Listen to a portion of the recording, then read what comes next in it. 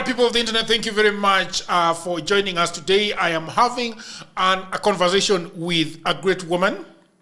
You know, I saw her on YouTube and I was captured by her. You know, you come with your presence. Yes. You know, I saw you in the airport announcing your arrival in Kenya and everything stopped. You know, she's called Wakesho. Yes. You know, how are you doing? I'm good. And yourself? I can be better. So we are going to be talking about immigration. Moving from point A to point B, where point A is one country and point B is another country. We are going to be talking about Africa. We are going to be talking America. We are going to be talking about life. You know, I asked you whether you're a bold person. Yes, I am. You're a bold person. Bold? Yeah. Yes. Very bold. I am very bold. Nothing shy about me. I will say what I want to say and what I mean. Sometimes I could be too bold. Yeah? Yes. How does that look like? What do you think about women that are very bold? I think that's awesome. I think any man that is with a bold woman has a great woman. Yeah? Yes, because she can carry you or carry the partnership a long way. But I do also think us women who are bold also understand when we're with a bold man, you don't have to be bold. So then you know how to play your position. Yeah. Okay. I want to give you very quick fire questions, right? Okay. Do you think that women are at a better place right now in the world in 2025? Yes. Do so? I expand on it? Yeah. Because women nowadays are more educated, more bold, forthgoing in what they want to do, raising the family, raising the children, and having very robust careers, traveling the world, becoming presidents of countries around the world. Yes, women are definitely in a better position now in 2025, I believe. Yes. Yeah. What do you feel about Kamala Harris? Do you think that it's a shame that she did not get it? Why are you doing that? I don't know if they were quick fire. Do you want to pass on that? Hey. Are you very happy with President Trump? No comments. No comments. But anyway, but you think that women now are in a position where they can rule a whole country? Yes, absolutely. Yes, absolutely. We saw it earlier on in Liberia with the first president a few years ago, and now we have the president of Tanzania. Whether you like it or not, you know, she's doing her thing. I think they have a new woman president in Colombia or Paraguay, somewhere in South America. So I mean, I think yes, even Mexico has got a very strong woman. Exactly. Even here in Kenya, I mean, most of the CEOs of the hospitals that we are in partnership with are women. I mean, all of them. Aga Khan, Nairobi, and AAR have women CEOs and directors. Yeah, I think women have done very good for themselves. Yeah, do you? Here in Kenya? Here in Kenya, okay. I think starting from my wife, you know, I think that she's done very well for herself. She's come out very strongly, you know, and she doesn't fear anything. Okay. Yeah, she's better than me. Oh, okay. There you have it. Okay, let's talk about yourself. I love your accent. Where does it come from? Connecticut? Does it come from New Jersey? Where does it come from? No, I'm actually from Charleston, South Carolina. Okay. Of the Gullah Geechee culture. Shout out to the Gullah Geechee people. 843 in the building. Okay. Now you're rapping. Yes. What does that mean? It's my area code. Yeah. And then the Gullah Geechee culture. We are a group of people in the southern part of the United States who have been able to preserve our African culture, where we have our own food, our own language, and our own dialect, even our own land that we've had for centuries since we've been in North America. And so the Gullah Geechee corridor actually starts from St. Augustine, Florida, all the way to Wilmington, North Carolina. And so I would say, because a lot of people don't argue with me, argue with your mama. But I would say Charleston, South Carolina is the core for Gullah Geechee people. That's just me. Argue with your mama. That's all I got to say. Can you tell me more about these people? Can you tell me a little bit more Yeah, about them? so my family is originally from St. Stephen's, Pineville, Cross area. You guys don't have a clue what I'm talking about, but it's the country area. You know how you guys call your ancestral land up country? Yes. We call it the country, where your people are ancestrally from, and then you move to the city. So that's the same thing that happened to my family. And then the Gullah Geechee people, they're primarily are descendants of the transatlantic slave trade, as Charleston, South Carolina was one of the biggest slave ports in North America. And with us being there, we were able to still cultivate and preserve our culture with a different dialect that no one else in the South speak. It's called Gullah Geechee. I will give you an example. Yeah. So my great-grandma used to say this to me because I was always talking back. So she used to say, Kea, you no manners and lick mouth. Okay, that's English? Yes, you didn't understand what I said? No. I'm going to say it again. Yeah. Kea, you no manners and lick mouth. Can you say it properly and slowly? I'm saying it properly. I'm saying it in Geechee. Kea, you no manners and lick mouth. Okay. What does that mean? I said, you're no manners. I said my name, my government name is Kea. You're no manners and lick mouth. Okay. So she was saying, I have no manners and I talk too much. Okay.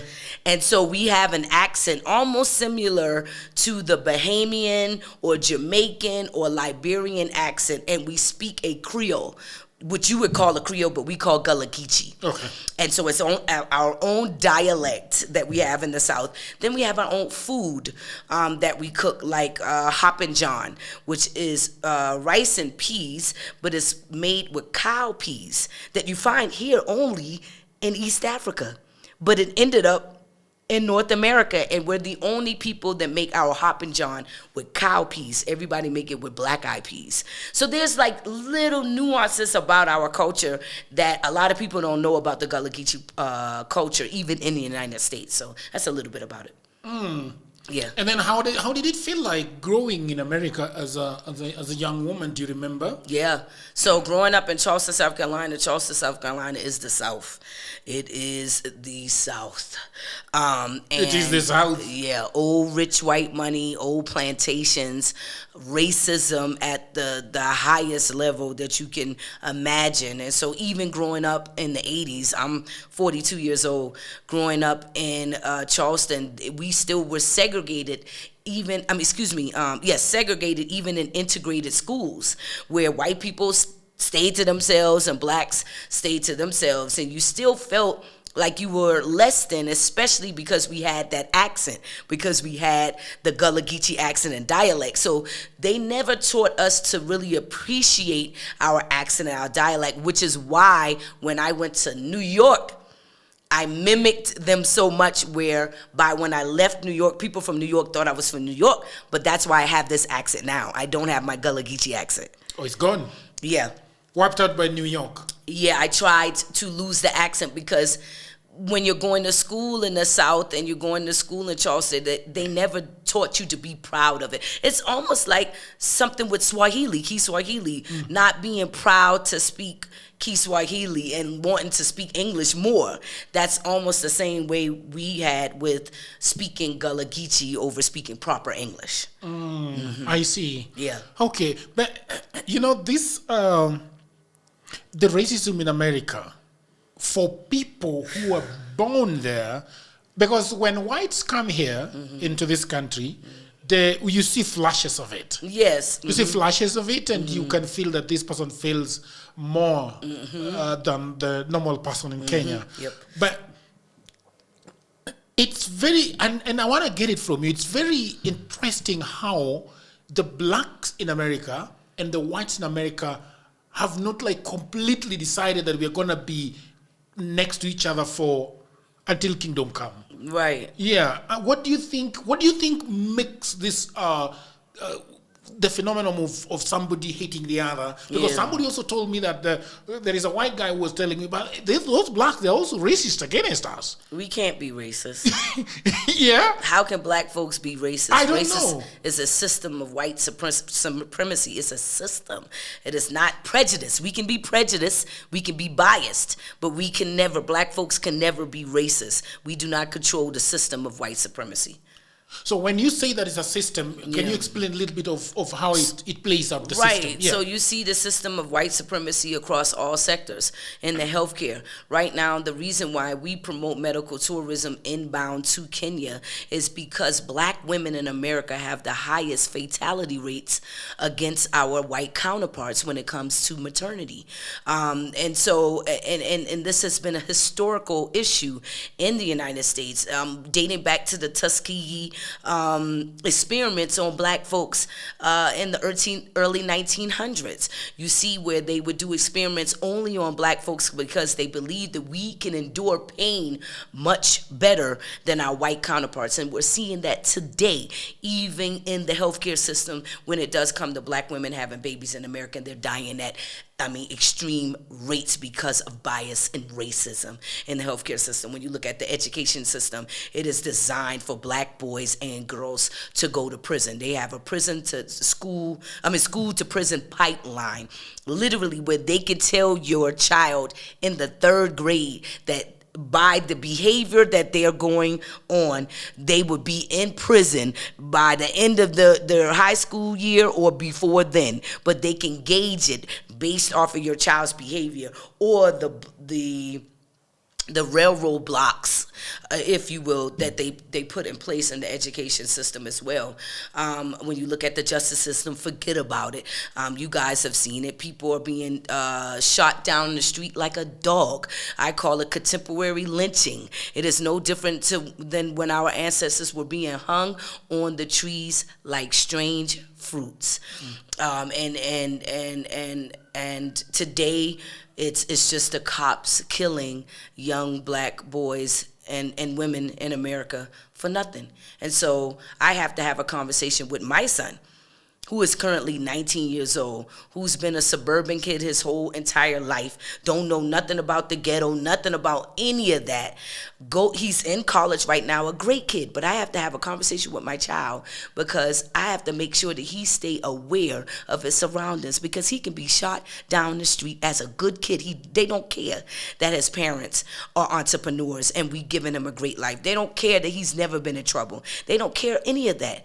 They care he's black.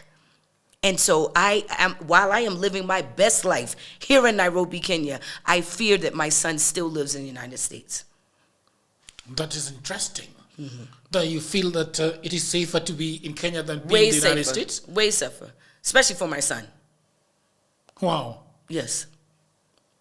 The police, they seem to rough them up a lot. More than rough, they killed them. Yeah. Yes.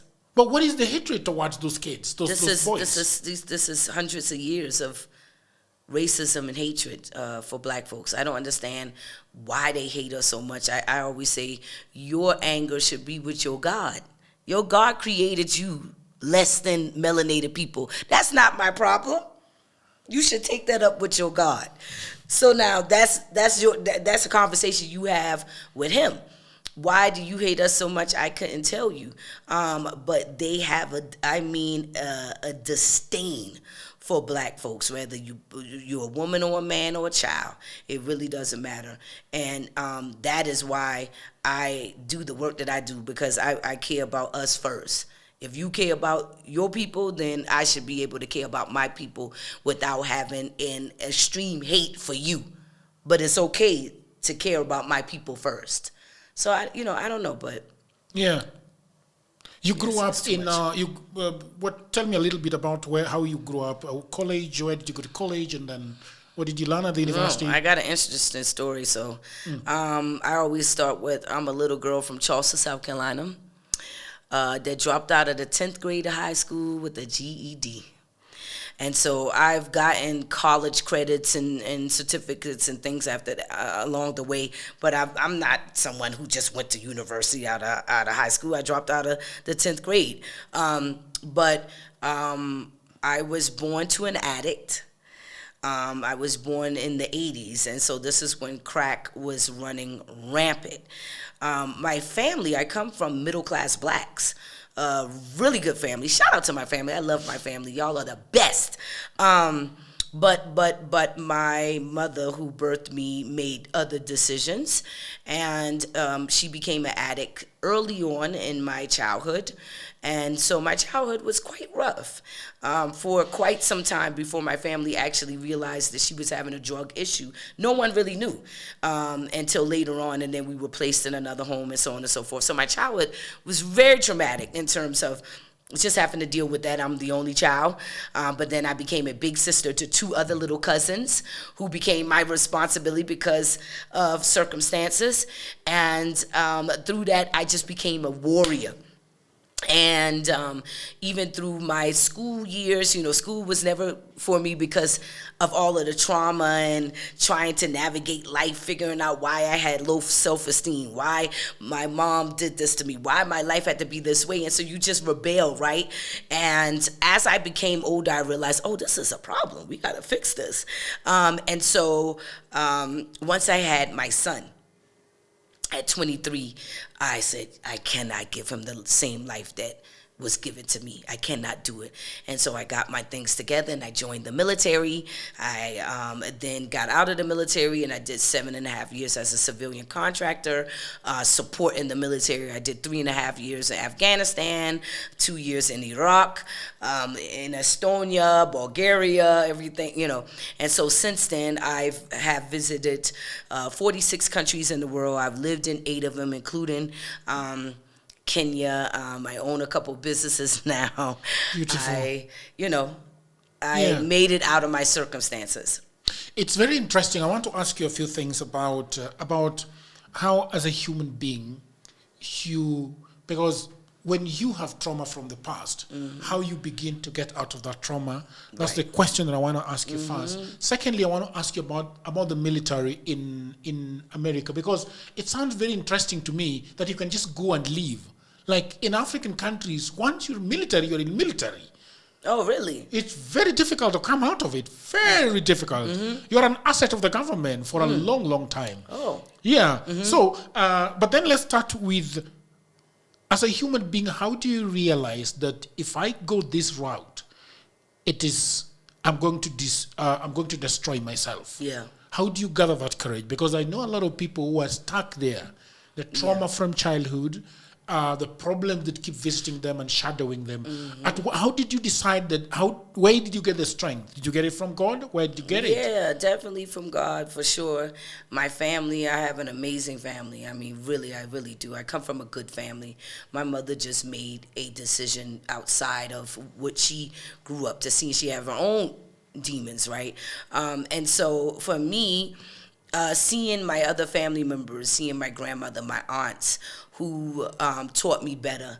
It's not like I come from the gutter, so you know better, you know what I mean? And then you also see what you went through. Why would you put your own child through something like that? So I always say my son was my Messiah. My son saved me.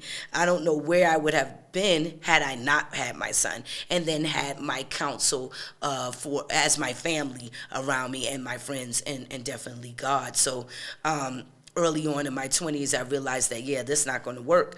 Either we going to be alive or in the grave really early if we continue down this road. And so I had to make that change for my son, and that's kind of where I pulled my strength from. Do you know some of the specific decisions that as a woman you had to make? Like, don't go to the clubs, don't do this, don't mess up with a man. What are some of the specific things that you decided to do that you said, I'm not going to do 1, I'm not going to do 2, I'm not going to do 3, I'm not going to do 4?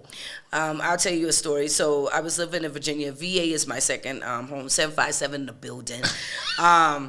And so I was dating this guy casually, and I thought he was just too good for me. He was a good-looking guy, and we were just casually dating. And every time he would pick me up, he would tell me, "Oh, you're so pretty," and I'd be like, "No, I'm not."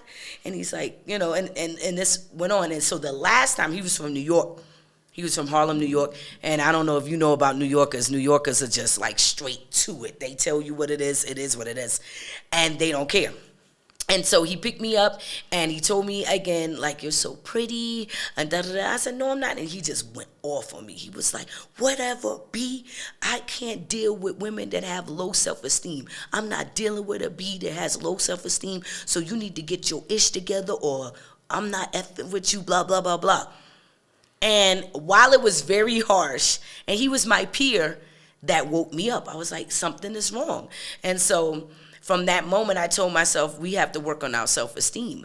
We cannot gauge our beauty, how smart we are, and our value by how good-looking the guy is that want to sleep with you. And there's still grown women who believe that that is their value when a man who they believe is attractive want to sleep with them. Now, I'm thinking that way in my early 20s. And I'm saying something is wrong with that, because why are you allowing this man to validate who you are because he's good looking? He could be trash or whatever it is, but as long as he's good looking and he wanted to sleep with you, now you have validated yourself by that. Wow, something's wrong. So I told myself that I was going to fake it until I make it. I was going to lie to myself until I started to believe that I was actually pretty, started to believe that I was actually smart, started to believe that I actually am worth something. And it worked. It worked. I just lied to myself until I believed it. Yeah. Amazing. Yeah. And what do you tell women these days about that? I see that you're working with very smart women around you. I love my team. Here in the country. They are amazing. Shout out to the Traverse Culture team. Yeah. We're all woman team. We do have one guy who is our videographer for our YouTube channel. Shout out to Gas. But my team is heavily women, and they're amazing. Yes. When you are in the boardroom with them, what do you usually tell them? How do you wanna? What do you tell them to make themselves better people every day? All of them are really strong. So we feed off of each other. We're really like a family, and we've been together for the last 7 years. So there's not much that I have to tell those women unless we're like talking about business, and then I get into military mode and I'm like, hey, we got to have this done. But other than that, just uplifting each other, letting them know that I appreciate them, and that that I would not be here in Kenya doing what I'm doing without my team. There's no way. There's just no way I would be able to do it without them. So, yeah. Mm-hmm. All right, people of the internet, I hope that you are enjoying this episode so far. I broke the episode just to tell you something that is very, very interesting. In 2024, a lot of people were saying that I am broke, Jagero. I do not have a job. That what is interesting is that when they were telling me this in 2024, I was already working on a book for the last 3 years. And that book was about the hustles and the jobs that you can get online. Now, what you need to know about me, Jagero, is that I have always traveling. I'm always doing this crazy, nice stuff. But I've never been employed since I left college. And I'm not saying that because I hate employment. I didn't get employment, But I have always worked. I've always earned money. I have worked for Americans. I've worked for Europeans. I've worked for Kenyan. I've worked for anybody literally on the face of the earth. And these are jobs that I've always gotten online, on LinkedIn, on other ways. So I've been very busy. In 2024, I wrote a book called The Digital Goldmine, 18 side hustles that you can take advantage of online. And a lot of people bought that book. Almost sometimes even 500 people in a month buying that book. And people have been saying, are there more jobs? Yes, there are more jobs. So in 2024, there are no longer 18 side hustles, but they are 25 side hustles because I have added other books. So in 2025, you cannot say, Jagero, I don't have a job. Jagero, I am broke, because I have put it before you. The book is not expensive. It is 1,000 Kenya shillings, or if you are asking about the price in other parts of the world, it is just $10. Okay? So in the description below, I have put the link that takes you to where you can learn more about the book. And I've also left a link where you can buy the book. So thank you very much. And let's go back to programming. Okay, let's talk about the military. I see you've got a lot of ink there. What do they mean? Yeah, so this one I got done in Thailand. 10 hours straight. 10 hours. 10 hours straight. But I had other tattoos on this arm, and it was like a whole bunch of mess. So I wanted to just cover it up and make it one tattoo that represents the travel, represents the roads out of the concrete, myself. You know, a lot of it really is traveling the world and how I became the woman I am through travel. This means love yourself in Arabic. I got this done in Greece. I got some done in Korea. I got... God bless the child. So that is my favorite singer, Billie Holiday. She was a jazz or ragtime singer in the early 1930s, and she has this famous song, God Bless the Child, that has its own. And so that's always been one of my favorite sayings and one of my favorite songs. So I had this since I was 18. What is so beautiful about this song? Because I think some of the verses, them that got shall have, them that's not shall lose. But the Bible says, and it still is true, Mama may say, Daddy may say, but God bless the child that's got his own, that's got his own. So that's always a part of life. Like, as long as you got your own, you don't have to depend on nobody else. So that's always just stuck with me. And then there's the other ones on this other side. Yeah, so I got Nakupenda Old Lady. My grandmother passed away in 2018, and I'm the oldest grandchild, and I was the only grandchild that called her Old Lady. Yeah. And so I wanted to put something in Swahili to represent how much I loved her and missed her. So that's Nakupenda Old Lady. And then I got this done in Amsterdam, which means infinity, love. I got this done in Belize, peace. I mean, I got tattoos all over here. I got a tattoo of Kenya. I love Kenya and the Kenyan flag here. Like, yes. Is this what you call a sleeve? Yes, it's a half a sleeve. Okay. I have a half a sleeve. Yes. Okay. Mm-hmm. Let's talk about the military. One thing what is it that you've learned about being a military officer? Yeah. In the training and also working in the field? So I think the biggest takeaway that I did learn from the military is just being proficient in what you know to be true and what you're expert at. So logistics and coordinating is my thing, and I am a B if it's not done correctly. And I think when you go through the military, because they don't take no BS, and it's like, I don't want to hear no excuses, get it done. I learned that, and I do definitely take that with me in business. Now, I try to scale it back a bit, especially being here in Kenya when I first started working with my team, and I'm coming off very masculine and aggressive. They're like, oh my God. But after a while, people started to, and now they have taken on some of these attributes, like, get it done. I don't want to hear an excuse. There should not be an excuse. Why are we taking all day to get it done? Just get it done. So I think that is the military way, and I also think that's the American way. We don't want to hear an excuse. And we're not going to be Hakuna Matata everything. Get it done. Mm-hmm. You know what I mean? And so I took that from the military and just having pride in your work. Yeah. Yeah. What do you think is the reason why? What is it that the army guys learned about discipline that is very important in our day-to-day year? I would say discipline. It depends on the individual. I ain't even gonna say everybody in the army discipline. I'm not even gonna lie on this good podcast, okay? Yeah. But for those who again, when you are passionate about something, when you know that you're an expert in something, that's where you start seeing that discipline, where you can pull from the military and used. But you kind of learn discipline because of the training, right? So, when you go to basic training, you don't know what to expect. The first day they screaming at you, they throwing all your bags on the floor, yelling in your face, cursing at you, pushing you around. You don't know what to expect, but then you have to adapt. And in the military, doing basic training, what they do is they tear you down and then build you up. So by the time you graduate, you're very confident in everything you accomplished in the 9 weeks that you were in training. And so you take that along your military career, and then even after your military career, you take that along with you in life. Mm. So in America, once you are tired with being in the military, you just give them a notice that I want to quit. No.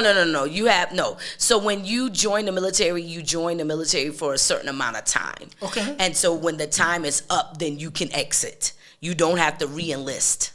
You don't have to renew your contract.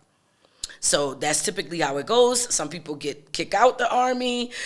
Some people are medically retired. So say, for instance, if you have just terrible knees and you just cannot do anything, you can't do your job that you're in the military for, they would then medical retire you out of the military early before, if you were trying to do 20 years in the army or so. But you can sign up for 3 years depending on what branch, or 4 years, 2 years, and then exit, or you can always renew your contract. Oh, is that so? So how many years is the least amount of time that you can be in? I believe, I don't know. I believe it's 3. I believe the Coast Guard is 3, I believe. But ever been in a war like the front? Yes, yeah, I've been to, not frontline, but I've been to Iraq twice. I've been in some situations. I was watching Black Hawk Down. Have you watched it? Yeah, I did. There is what happened in Somalia, and then there is the movie, and then there is the documentary that is. Right. I love the documentary even more than the movie. Yeah, I have never. That situation is serious. Yeah. Now I haven't been in that. No, I'm not special forces or anything like that. But being in a war zone period is dangerous. So like the first day we were in Mosul, Iraq, and this is in 2009. So this is when it was hot. I'm talking about they throwing in mortar rounds after mortar round, and you literally had to walk around the fob. What does fob mean? I forgot. It's a military term. Yes, with the Kevlar, your flight vest, and your weapon all day long, because that's how serious it was. And so we got bombed. Our DFAC, which is a cafeteria, got bombed, and a few people died. And you were around that place. I mean, how does your body feel when you are in such an extremely dangerous situation? Like, can you even sleep? Yeah, you get used to it. Because the funny thing is I got out the military and I went back to Afghanistan as a civilian for 3.5 years in Kandahar, where it was hot. Kandahar? In Kandahar. Hot as in the sun? No, like boom, boom, bombs, like 20 bombs in like 20 minutes. Boom, boom, yeah, as a civilian. So, I mean, you get used to it. I do have PTSD. You do? Yeah. So you do get PTSD. I have problems sleeping. I have bad knees. So it does. The knees? Were you hit? No, just jumping in and out the trucks. They're called LMTVs. Or even as a civilian, jumping in and out of the Blackhawks or the Chinooks. Tearing up my knees, that's all. Oh, okay. Oh, amazing. It's always been very interesting to me, the army life. It gives you, as a woman, did you date when you were in the army? Yeah. Does a man, how it's regular living. You're just in the military. No, I mean, the idea is that a man wants to protect you, the man wants to open you doors. But he is somebody from Kandahar, somebody from Mosul, Iraq. Are you gonna treat them like? Yeah, but I'm not on the front line, so I still need. Who knows? They don't know. No, they know. No, they know. They know from my job. So I did HR. So like HR is not on the front line, but we still was in a war zone. You know what I mean? And there's this situations that you find yourself in that you didn't think you would, because you're not on the front line, but you're still in a war zone. So yeah, I mean, dating is like normal. It's a normal job. You're just in the military. Yeah, but you also agree that some people don't think it's a normal job, right? Right, yes. Mm-hmm. Some people are very strict. I guess it become normal to you after a while. It doesn't seem odd to me, because I'm just like, okay, I was in the military, okay. Then I went to Afghanistan as a civilian, okay. Oh, great. But that's not normal. I understand that's not normal. That's not normal. It's not normal. Mm-hmm. Somebody wants to go to America right now. It is so happy that I've gotten the green card. I'm going to America. Give them a lecture of what America really means for. Don't do it.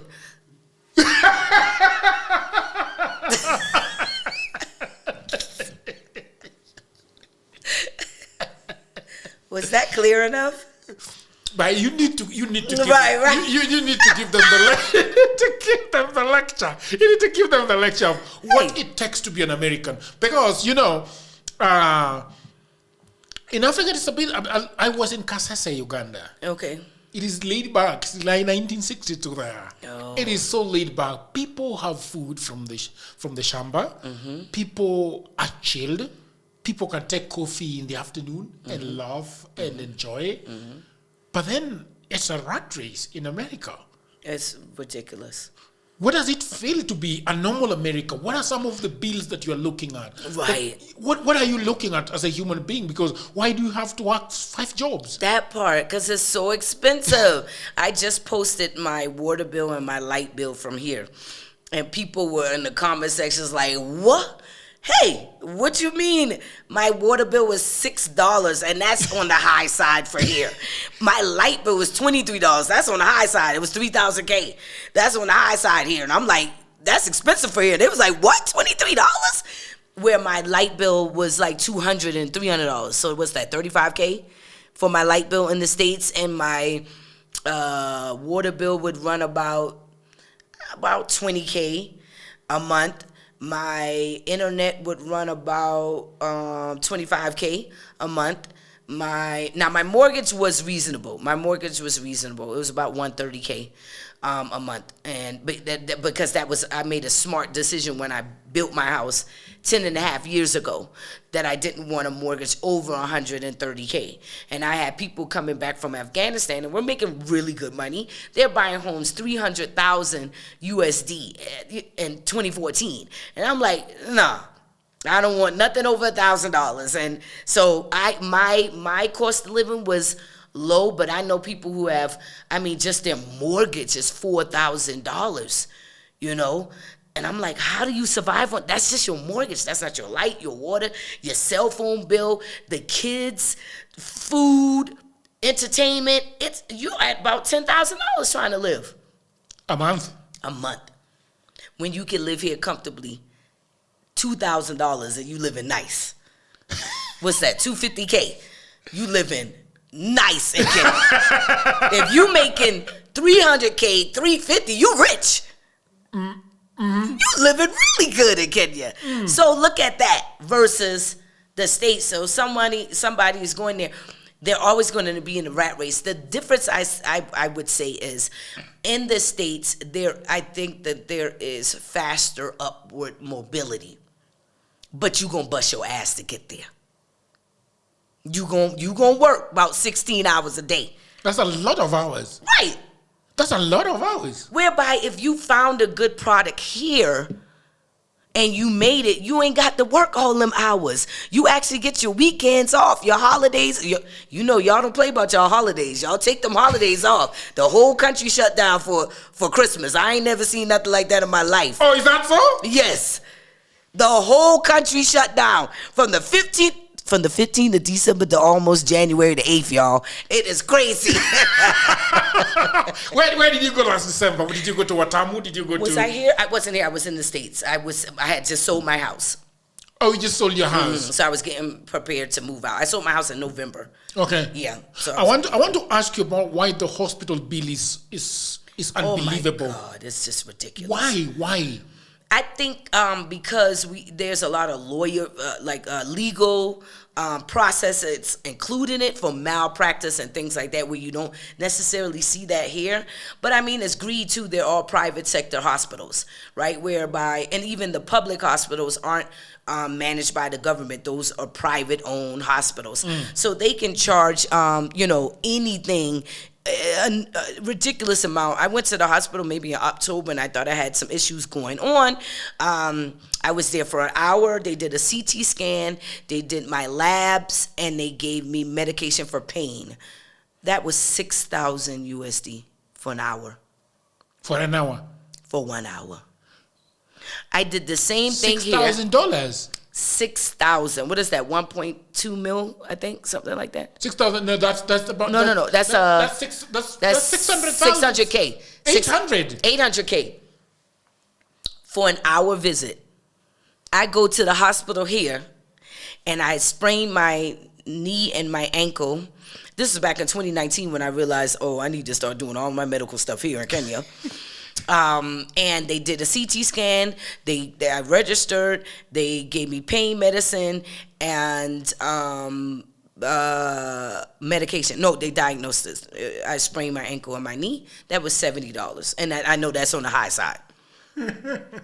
Yeah, that's amazing. I want to ask you something that piqued my interest when you talked about mortgaging. You said that you were building. So how does it work in America? You can take a mortgage to build? No.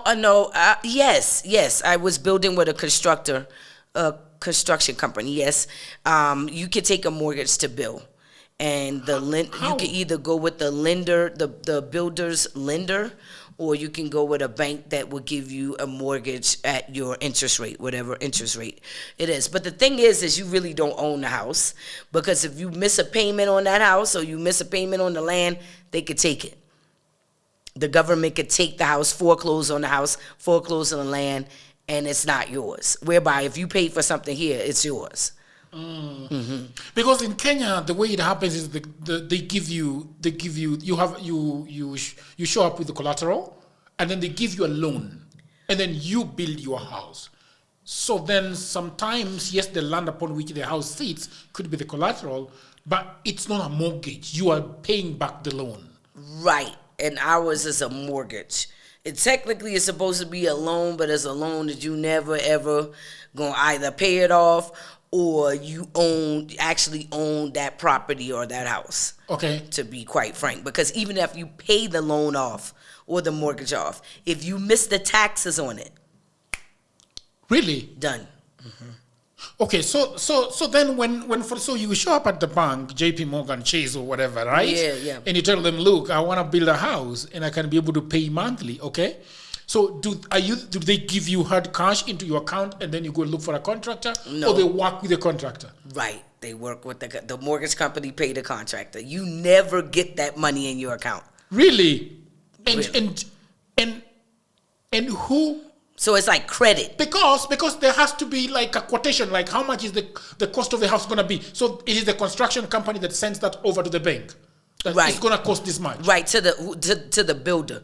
So when you get the let me make sure I'm saying this right, because I have to think. When you get you don't get the money in the bank.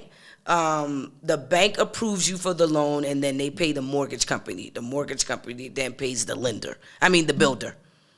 You never have that physical cash in your account. And it's not based off of collateral like you all. It's based off of debt. How much credit you have, how much debt you have, and how much of that debt is in good standing. Okay. It's crazy. They give you money based off of how much debt, not the collateral, how much liquid cash you have or collateral. It's based off of how much debt you have. And the more the debt, the better? Yes, the more the debt, as long as it's the ratio, what is it, debt to ratio, something like that. You have that intact, and then of course you probably have to put a down payment, your cash. So you giving up money. You really ain't getting no money. You giving up money to get the mortgage. Okay. Based off of your credit. But why does the bank have to go to this go-between called the mortgage? What's a mortgage company? That's the corporation known as the United States. That's how it works. Because what is the mortgage company? Is it a bank? What is it? It's some fraud, but we ain't gonna get into that. Don't get me to start lying. But no, it mortgage. I could get into all the whole definition of it and all this other stuff. Yeah. But it's some made up stuff to keep people in debt. Because I am just thinking that the bank can just ask you for the money to pay them back, and then we don't have this middleman for the mortgage guy. Exactly. Yeah, that sounds good. But that's not how to work. The United States is a corporation. It's a business, so everything is run as such. Do you feel like once you're an American, you are into this economic prison where you can come out of? Correct. You just feel like you just can't get ahead. You know what I mean? Unless you're one of those people who, and then even when you become a multimillionaire, you're getting taxed, busting ahead, and it just feels like you never can get ahead in the United States, just depending on your circumstances. And so for me, I was just like, I mainly am always over here in Kenya, so I might as well move here. Just sell everything. I don't need anything tied to the States. If it don't work out, I can always go home if I have to. But okay, I'm done. Let me come to Kenya. At what point did you realize that, oh shit, this is gonna kill me? At what point? Like, what is there a day you remember that you woke up and said, I gotta move? No, well, the last 2.5 years have been freaking crazy because I rebranded to Traverse Culture. I went through a bad business breakup, so I lost a lot of money, lawyer fees, and all this other stuff. And then you find yourself like, what the hell? How am I going to start all over? I got to get more money. I got to do, you know what I mean? While trying to pay bills, I got a son that's finishing high school. I got this going on, and it just feel like you can't get out that freaking hole. And so that was the end of 2022 going to 2023. I'm just like, yo, I got to get the hell up out of here. This is just ridiculous. I'm moving to Kenya. This doesn't make sense. My main product is Kenya anyway. So even when I'm in the United States, I lose too much momentum because people want to see you here. They want to see you doing exactly what you say you're doing and the services that you offer. And you can't do too much being in the States selling Kenya. You know what I mean? So, for me, I was just like, this is just, it makes so much sense to go ahead and leave. I will say this as a disclaimer. The United States will always be my home because I am proud to be Black American. I am proud, Black America, African American, whatever y'all want to call me. Please don't come in the comment section. But I am proud to be a descendant of the Gullah Geechee people. We have a rich culture where I'm from, and I am proud of my family and where I come from. So I don't ever want to throw that portion of being American under the rug. I want to put that disclaimer out. I am proud to be African American or whatever you guys want to call me, but I'm proud to be that part of being American. Okay. So you have gone to 46 countries in the world? Yes. And you decide that I want to just go and settle in Kenya? Yep. Why Kenya? Yeah. I love when people ask me that now. At first, I'd be like, why do y'all keep asking me that? Yeah, it's a very important question, though. Should have gone to Tanzania. No, but I love... Gone to Uganda. Should have gone to Liberia. Right. Where we have a strong connection between ourselves and Liberia. No, it's the people. Simple. It is the people. You guys are amazing. You really are. You're really some really good people. I've had nothing but great people around me. Even the people who try to scam, it never works out because the other people around me have sheltered me so well and protected me. I'm like, that's why I love Kenya, man. It's the simple nuances about Kenyan people. The other day, I'm trying to back out of the parking lot. This random guy comes in. He's like, I got you. And I'm like, thank you. That's why I love Kenya. You just don't get that in the United States at all. Kenyan people are just the most hospitable people I've ever met in my life. Some very intelligent people. And another thing, you guys aren't afraid of foreigners coming here. For the most part. So ain't nobody like go back home and all this other crazy stuff that you're seeing in South Africa and other countries like that. Kenyans are like, come on. As long as you bring in some jobs and some opportunities here, you are welcome. Karibu Kenya or Karibuni Kenya. And so even just having those sayings, Karibuni Kenya, you're welcome, as one of the staple, sayings in this country that says a lot about the people. So it's the people. I love Kenya because of the people.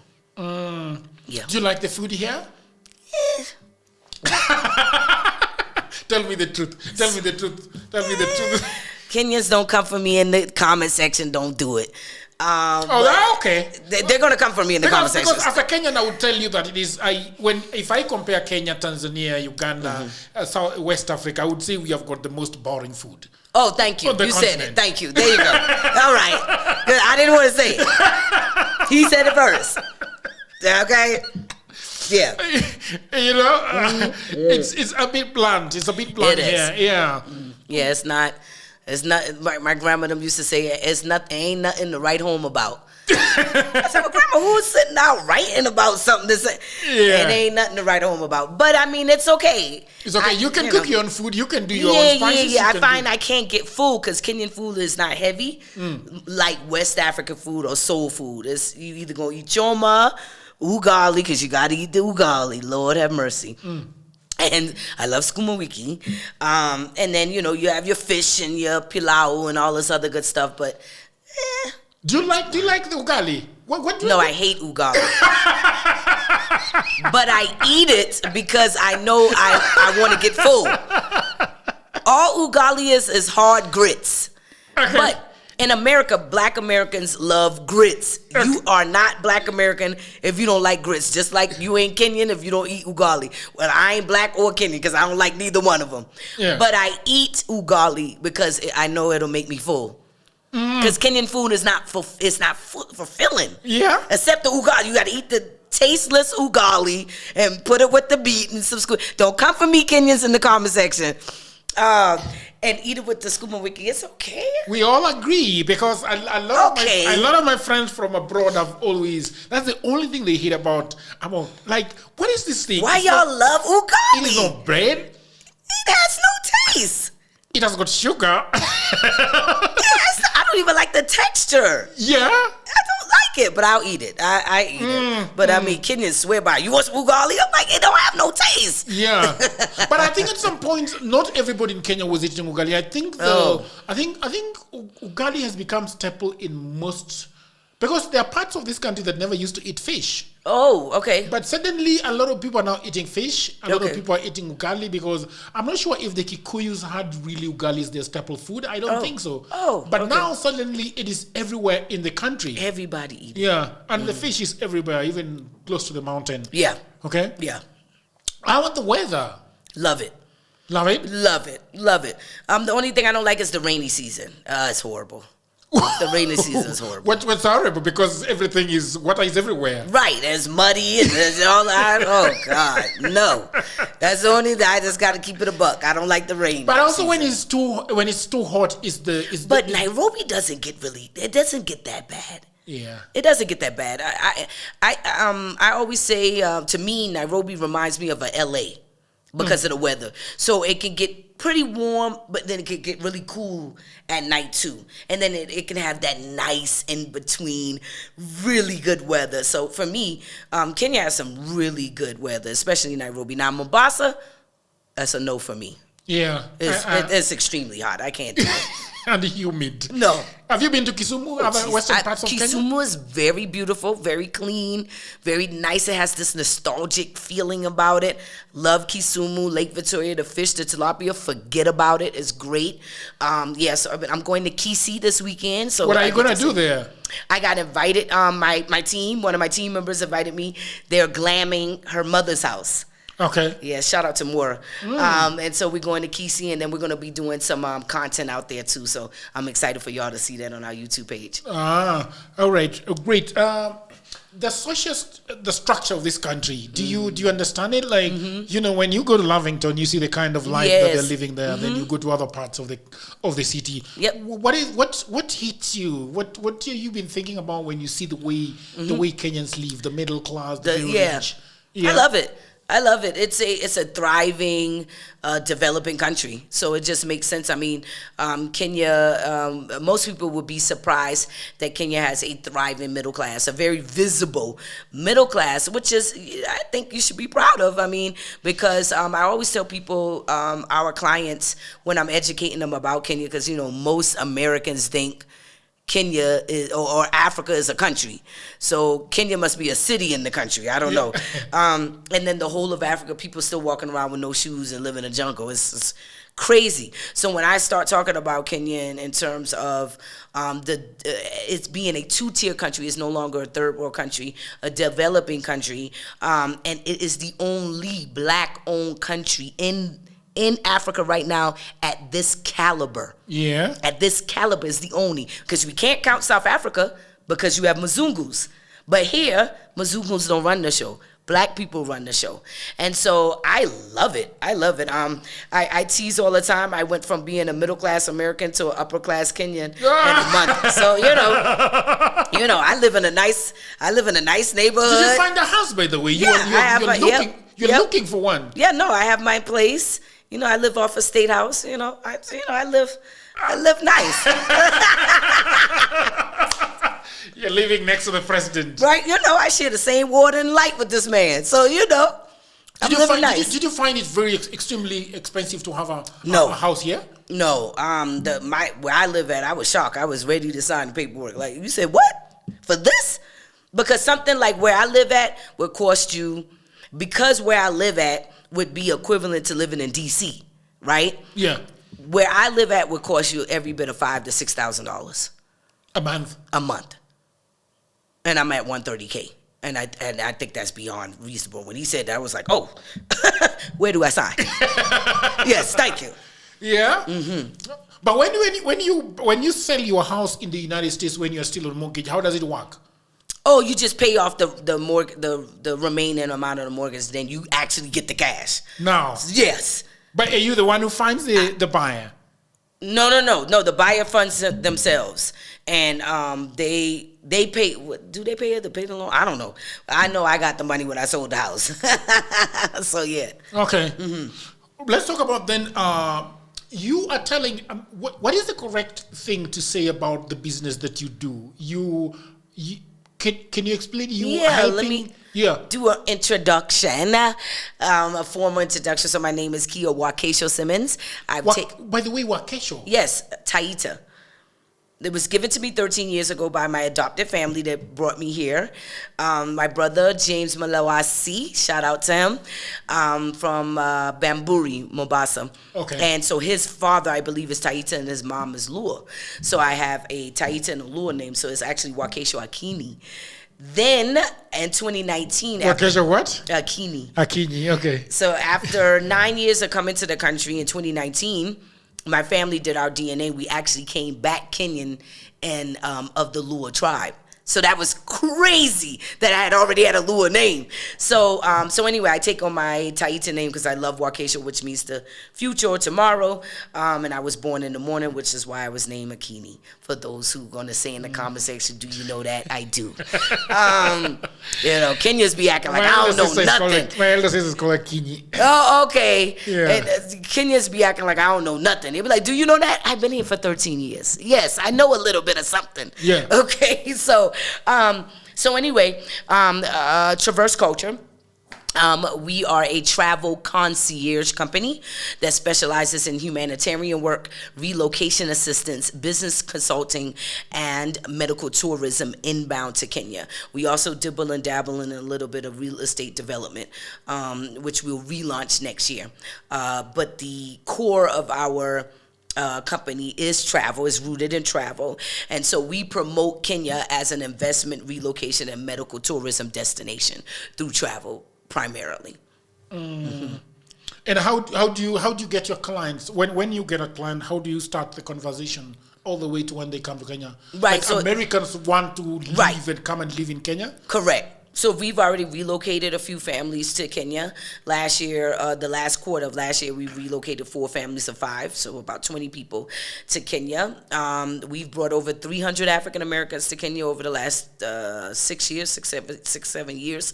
And we've launched medical tourism, which starts this year. So we're looking to have some clients come in for medical tourism. So typically, like we have some clients right now waiting to do our relocation program to relocate to Kenya this year. It starts by them booking a consultation. We get on a call. We go over all the services that we provide, which we do household goods shipment. We do temporary housing when you get here for 30 days. We do a 30-day integration relocation calendar where we integrate you into Kenya. I do not subscribe to repatriation. I subscribe to integration because we are foreigners moving to Africa who happen to have African roots. So cut it out. So what's the difference? The difference is there's a lot of us African Americans on this good YouTube who are selling this rhetoric to Black Americans to repatriate to Africa. Africa has 54 countries. That's one. But then when you choose one of them, let's say it's Ghana, let's say it's Kenya, you're telling them to repatriate. Well, in order for you to repatriate, you would have to be a patriot of that country for you to repatriate. You're not Kenyan. You're American, and you're relocating to a foreign country where you happen to have African ancestry. So you can say, yes, I'm returning to my roots, being on the continent, but you still have to leave America with the mindset that you're relocating to a foreign country. Why am I saying that? There's a lot of content creators on here lying to people, telling them they can move to these countries. They have them over here illegally. You skipping all the necessary steps for you to relocate and integrate, where you making costly mistakes. And immigration is the number one mistake that you're making, that you can come to Kenya and be in these people countries illegally. Cut it out. So this is why I do not subscribe to repatriation. I subscribe to integration. And another thing I also like to say is relocation is a luxury. You don't get up and just relocate from the States to Kenya, because Kenya is one of the creme de la creme countries in Africa. So you ain't just picking up and leaving and moving to Nairobi and you ain't got no money. You gonna end back up in the States less than 6 months. Okay? But that's what we're seeing happen with people spewing this rhetoric of repatriation. So we provide a service. While we are Black, yes. While this is the motherland, yes. We provide a professional service to relocate you and integrate you into these people country. It is not your country. So the relocation integration process, the 30-day process, we go over social awareness of the country, political climate, because you have to see if the country is conducive to your livelihood, the justice system and the implementations of the justice system here. How does that work? The healthcare system, education system, so on and so forth, so that by the time you're finished with our program, which is 120 days, you're fully, properly integrated into the Kenyan society. Amazing. Trump said that if you want to go to the United States, you can pay 5 million USD. I saw that foolishness. Yeah. If you are coming to Kenya, I'm not very sure about how you immigrate to Kenya, because if you want to come work here for the UN, you get a work visa. Right. Can you explain how then somebody comes to Kenya legally? Yeah. So you come through Kenya either through a tourist visa. And this is someone who is going to come in and you're going to be leaving. You can have a 1-year single entry tourist visa, or you can have a 5-year multi-entry tourist visa, but you still have to leave every 3 months. The difference is you just don't have to keep applying for it all the time. You also can apply for the ordinary residential visa or permit, whereby you have to make at least $2,400 outside of Kenya, but it cannot be through a job in the U.S., so a W-2. So it has to be some type of pension, some type of residual income that you're getting outside of a W-2 form or a job. And then you can also come in an investor's permit, where you invest in a local company here, 100K. 100K USD. 100K USD, and you as a director would then get an investor's permit with a bond, and you're able to work and live here through your company. That's a process. You can do the humanitarian visa. You can do a school permit. There's various other permits, but those are the 3 main permits that you would see Americans coming in on. Okay. Yeah. But then if you come as a tourist, then you can't stay long. Right. You can stay for 90 days, and then you can ask for an extension, maybe up to 6 months for the tourist visa, but thereafter you should be applying for some type of permanent residency.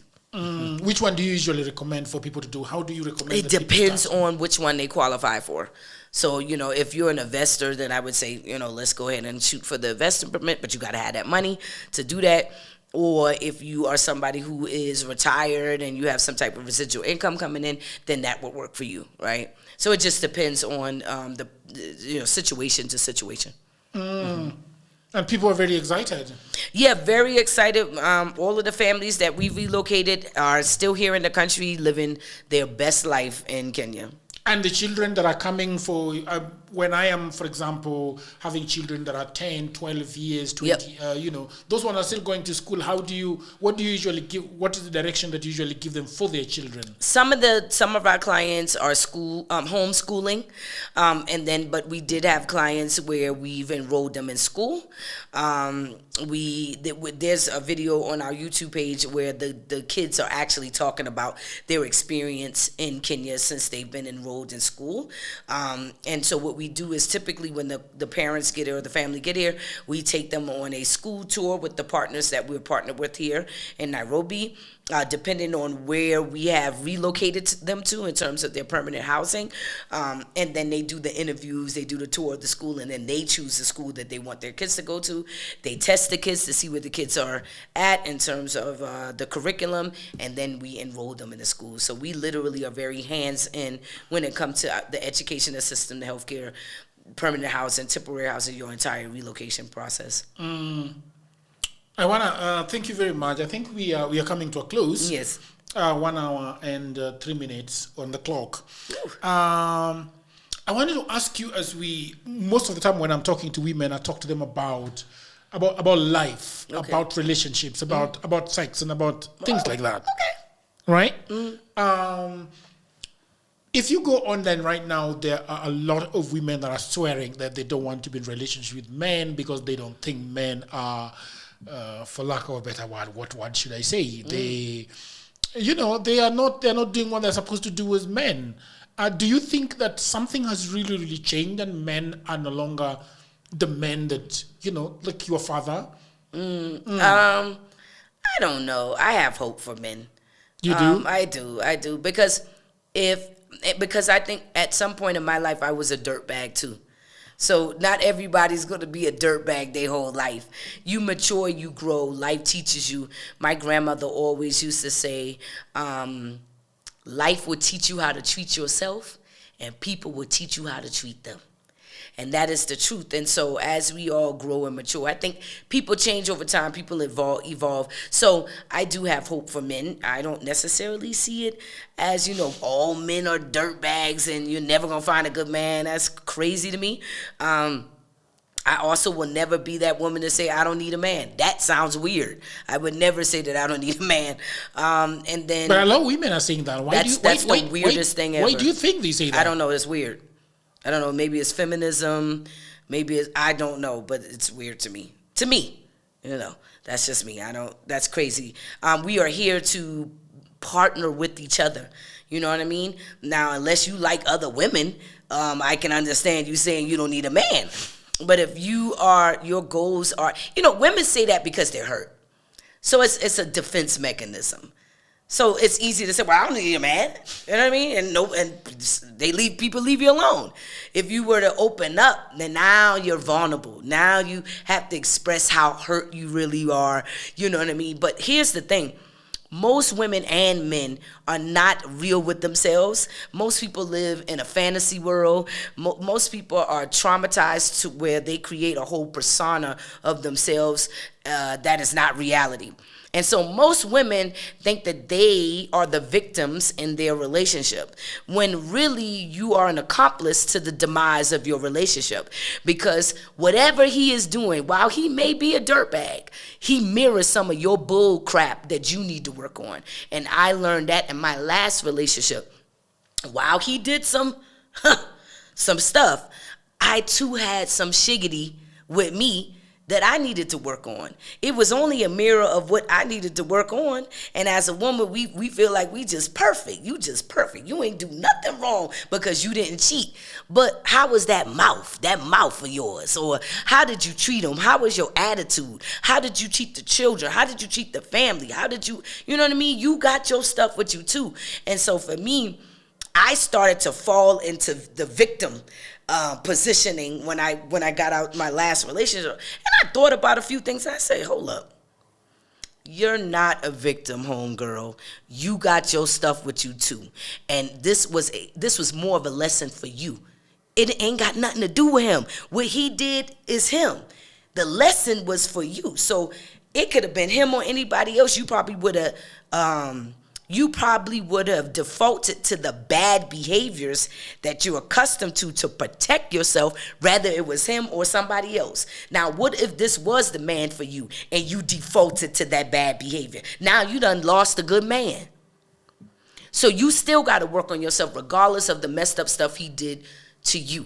So most women are not willing to be honest with themselves and get the necessary help that they need, whether it's therapy, whether you need to pray some more, whether you need to meditate. I don't know what it is, but most women are not willing to do that. And even when I went through my childhood intensive therapy, once I came up out of that, I realized that I was not emotionally available to be with nobody.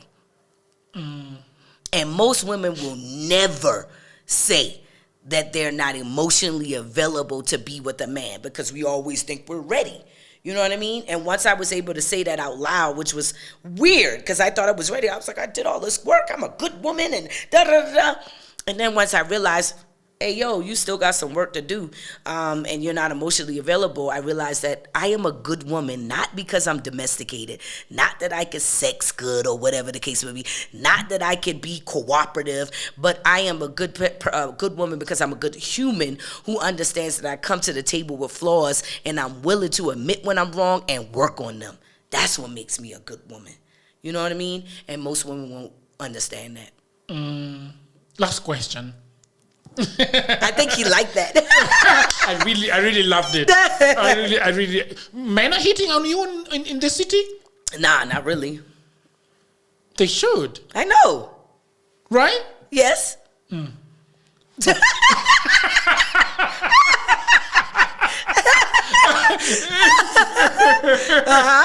Yeah. To be a good business person, what are some of the things that you've learned over the years that you've been doing business? Because a lot of people are having business and failing, and the mortality rate of business is skyrocketing. What is it that you usually tell people when they ask you, how do you make it in business? One, as a human being. Secondly, as a woman. What I've learned is listen and less talk. Listen more and talk less. Understand that you don't know nothing at all and that you're always learning. And then the last one is respect the process. Because you can plan, but sometimes in entrepreneurship, things don't go the way you think it's going to go.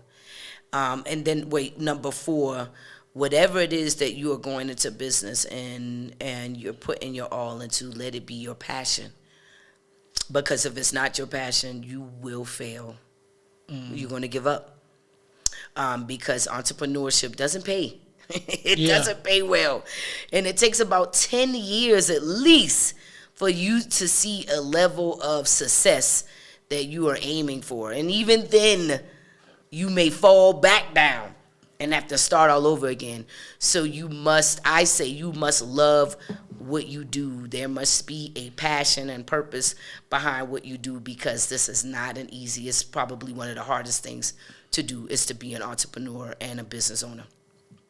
Thank you very much for gracing Dialogues with Jagero. I really enjoyed the conversation with you.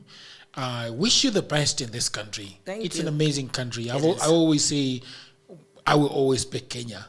Yes. As a Kenyan. I love Uganda very much. It is more organic than Kenya. But Kenya is, I love Kenya. I do too. Yeah. So I wish you the best in this country. Thank you. Yeah. Wish you well for the company, Traverse Culture. Yes. How do they get you, by the way? Yeah, so we're on YouTube. All of our social media handles is Traverse Culture. So we're on YouTube, IG, TikTok, Facebook. Y'all can reach to us. And you can go to our website, tverse.com. Yes. So thank you very much, people of the internet. It was nice having you. Please subscribe. Hit on that notification bell until another episode. Bye for now. Peace.